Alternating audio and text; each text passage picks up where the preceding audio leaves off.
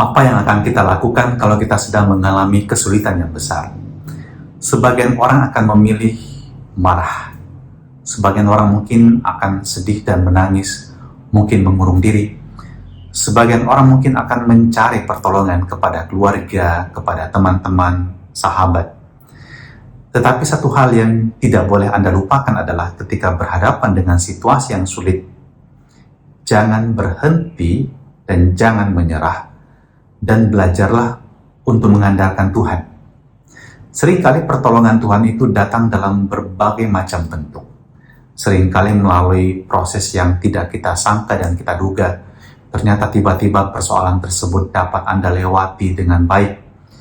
Mungkin juga datang melalui orang-orang yang Anda kenal, sahabat Anda, pasangan Anda, keluarga Anda. Tapi bisa juga datang melalui orang yang bahkan Anda tidak kenal sekalipun. Saya punya pengalaman cerita masa kecil ketika masih di SD, dan waktu itu saya dengan dua kakak saya pulang dari sekolah naik angkot atau PT-PT dalam bahasa kota orang Makassar. Dan waktu akan turun, kakak saya yang memegang uang menyadari bahwa uang PT-PT kami tidak ada, entah jatuh di mana. Dan kemudian kakak saya panik. Ya, saya tidak tahu menahu waktu itu, tapi kemudian seorang ibu di samping kakak saya, kami tidak ngobrol sama sekali dengan ibu itu sebelumnya.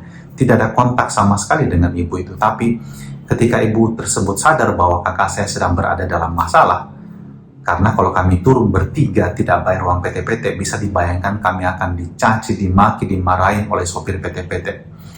Dan ibu itu walaupun tidak mengenal kami memberikan uang untuk membayar PT-PT kami ini.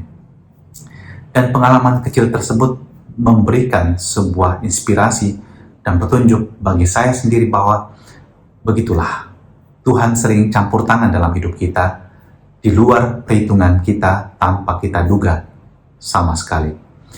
Dalam bacaan pertama dari Kisah Para Rasul ditampilkan Paulus dan Silas yang ditangkap oleh orang-orang di Filipi dan dimasukkan ke dalam penjara. Dan apa yang dibuat oleh Paulus dan Silas? Mereka tidak meratap, mereka tidak marah, mereka tidak mempersalahkan Tuhan. Tapi yang mereka lakukan adalah mereka bernyanyi dan berdoa. Dan bayangkan, kekuatan Tuhan sungguh luar biasa. Dan pintu-pintu terbuka dan mereka dibebaskan. Bahkan belenggu yang ada pada mereka semua terlepas. Pasungan mereka terlepas. Anda bayangkan kuasa Tuhan luar biasa. Saya mengajak Anda, di tengah-tengah pergumulan yang kadang tidaklah mudah, belajarlah mengandalkan Tuhan. Panjatkan doa dan puji-pujian kepadanya juga dalam situasi yang sulit. Dan yakinlah pertolongan Tuhan selalu datang pada waktunya, bahkan tanpa kita sangka dan tanpa kita duga cara yang Tuhan tempuh untuk menolong hidup kita. Dan terimalah berkat Allah yang Maha Kuasa yang menuntun, membimbing dan menguatkan saudara dalam nama Bapa dan Putra dan Roh Kudus. Amin.